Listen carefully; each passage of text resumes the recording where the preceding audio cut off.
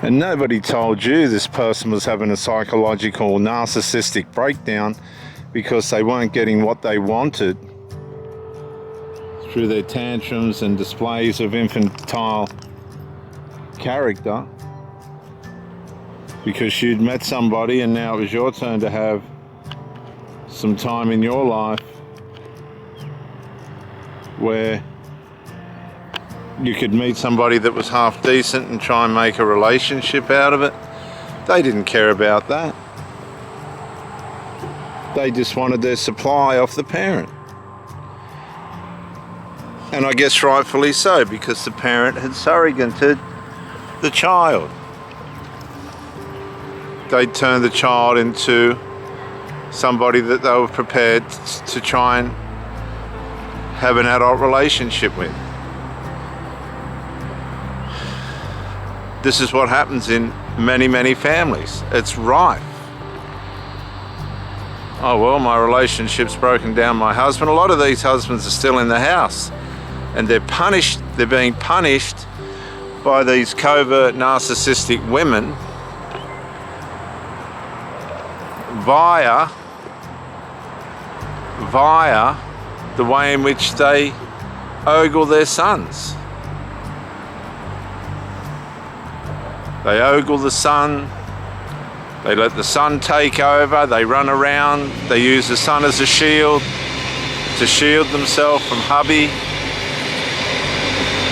The son starts to gain more and more authority in the house.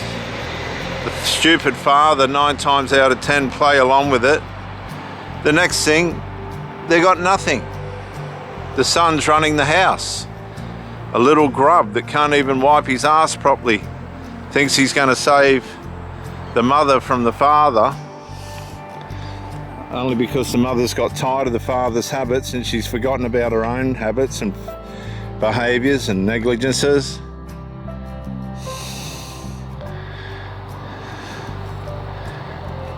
And now they've given this infantile, pedestalized golden child everything he's wanted as a way of showing each other how much love they have, and consequently all it's done is cause a spoilt brat, an adult that's not going to be able to function properly with a woman because he's too much of a mummy's boy.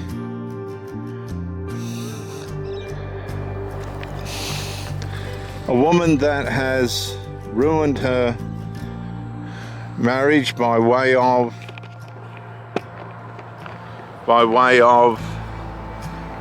negligence of herself, no. Righto, he's going to challenge me, this dog. I said no, didn't I? He's held his ground. He's not going to, he hasn't crossed over. Here. That way. Go.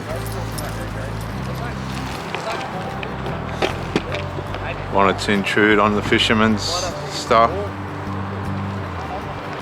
And so you've got this triangulation. See, a female covert narcissist will triangulate you.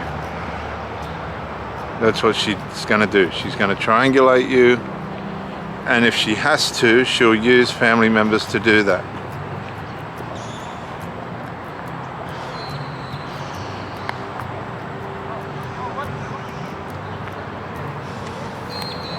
Come on, mate. Come on.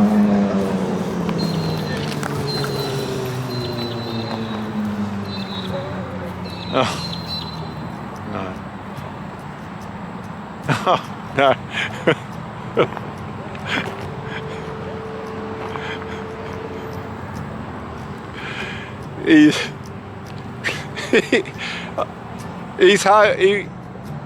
He won't bite. He's hopeless. He's hopeless.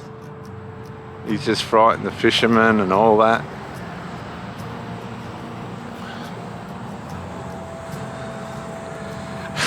This dog.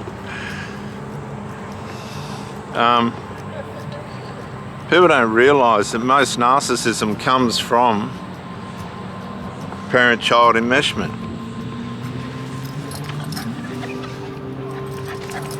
That's where most narcissism comes from. Parent-child enmeshment. And because the spiritual umbilical cord's not been broken, and the mother supplied these people with more than what she should have, and now you've got a situation where the child as an adult is still dependent on the mother financially and emotionally. And these people will have partners, and the poor old partners end up emotionally starved because the relationship doesn't evolve around the relationship, it evolves around the enmeshment. And people have to realise this. If you're in a relationship with a covert emotional incest mother and child, or father and child, you're never going to have a proper relationship. You can't. There'll always be a void because the covert emotional incest will take place of the relationship. The relationship will come second. Like the son will always run to mum. He'll ring mum every day. Oh, mum, can you do this? Oh, mum, I need that. And the mother will be made to meet or asked to meet all the insufficiencies of the adult son, and the adult son will be dependent on mum, and they'll have their secret little, nasty little dirty secret of dependency, while trying to pretend behind a mask that they're living a normal life, but they're not. They're just not. And they got no intention of, because it's too convenient. It's all too convenient. So why break that convenience? Why do something that's going to make life more difficult when you got somebody running after you and supplying you? I've seen these mothers make these spoiled brats, adult sons, into little husbands at such a level that it's cringeworthy. It's real. It's criminal. They've completely abused, groomed and abused these dysfunctional males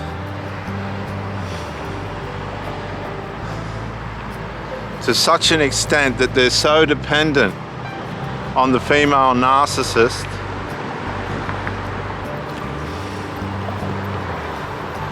that nobody wins. Not the mother, not the children, not whoever the father is. There's usually several fathers to different children and whatnot. There's no order, there's no boundaries. I've visited these people. I've had the sons clawing the wallpaper off the walls, demanding food. Adults, demanding food, get me something for my headache, blah, blah, blah. Oh, I've hurt my hand. Oh, I've cut myself. What are you doing in there? We're watching a movie, you know, privately. What are you doing in there?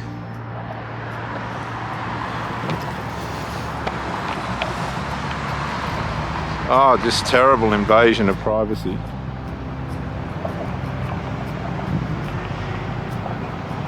And that's how covert emotional incest works. There's no boundaries, there's no, we have a relationship.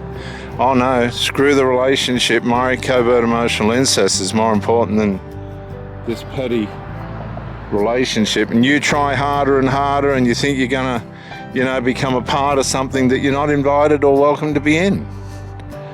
You're just a form of supply, that's all you are. You're no different to a dog with its ass on the grass, scraping the worms out of it with its hind legs up near its head.